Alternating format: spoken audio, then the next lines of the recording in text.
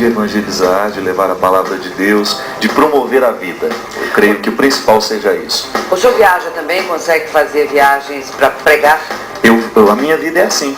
O tempo todo eu estou em viagem. Eu trabalho o tempo todo com comunicação. Eu não tenho uma paróquia, como os outros padres, né? Eu sou da diocese, sou da Congregação do Sagrado Coração de Jesus. Atualmente me desliguei. Estou na Diocese de Taubaté e eu sou liberado para fazer esse trabalho de comunicação. Então escrevo, canto e faço trabalho de televisão e rádio.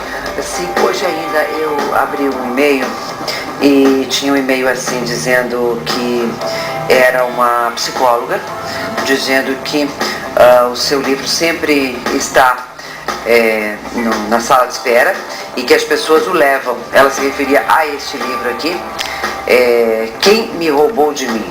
O sequestro da subjetividade e o desafio de ser pessoa.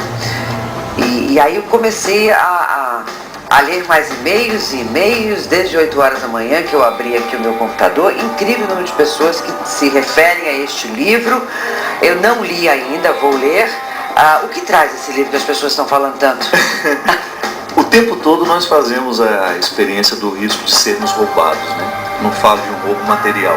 O contexto da violência no mundo é muito grande e você sabe muito bem que quando você sai dentro de uma grande capital, você corre o risco de ser roubado materialmente. Alguém leva alguma coisa de você. Mas há um roubo, uma violência que é velada e que ela não pode ser descoberta com a polícia, né? É o roubo da subjetividade. São aquelas situações em que a gente perde a inteireza. Existem pessoas que têm o poder de nos roubar com o olhar, por exemplo. Sim. Não sei se você se recorda, eu particularmente cresci minha mãe dizendo que todos os dias à noite a gente precisava fazer um exame de consciência. Não tinha essa história no passado? Não vá dormir sem antes fazer o seu exame de consciência. E com certeza o senhor católico também foi educado dessa forma do anjinho da guarda que a gente tinha, né, de pedir a proteção, agradecer e fazer esse exame de consciência e pedir perdão, fazer uma reflexão sobre o que nós tínhamos feito de errado. Nesse dia. E o livro trabalha muito na perspectiva, o que fizeram de errado com a gente. Porque às vezes a gente vai dormir, Olga, a gente leva o lixo todo do dia, né? Coitado do os desaforos, né? Que a gente É. levou, as coisas ruins que aconteceram. Isso tudo acaba minando a nossa autoestima, acaba minando a nossa liberdade, a nossa coragem. E daqui a pouco nós vamos nos transformando em pessoas amargas, né?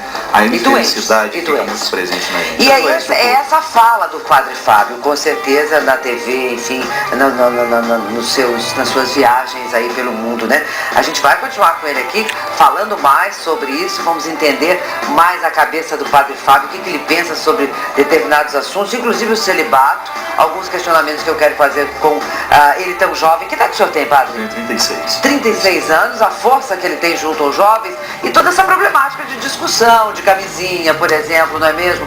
A questão da própria homossexualidade, enfim, que a igreja condena, o uso da camisinha que eu considero muito grave, muito sério. Daqui a pouquinho, então, a gente continua essa conversa aqui, porque eu tenho um recadinho para dar para você. O Padre Fábio, aliás, ele falou que fez um show lindo lá em Fátima. Foi em novembro do ano passado. E Lourdes, o senhor já esteve? Não, Lourdes ainda não estive. Eu também não estive lá, mas deve ser uma coisa emocionante, né, Padre? Muito lindo. Todos esses lugares que foram marcados pela presença mariana, né? Essas aparições de Nossa Senhora deixam um lugar muito terno, né? Muito, muito.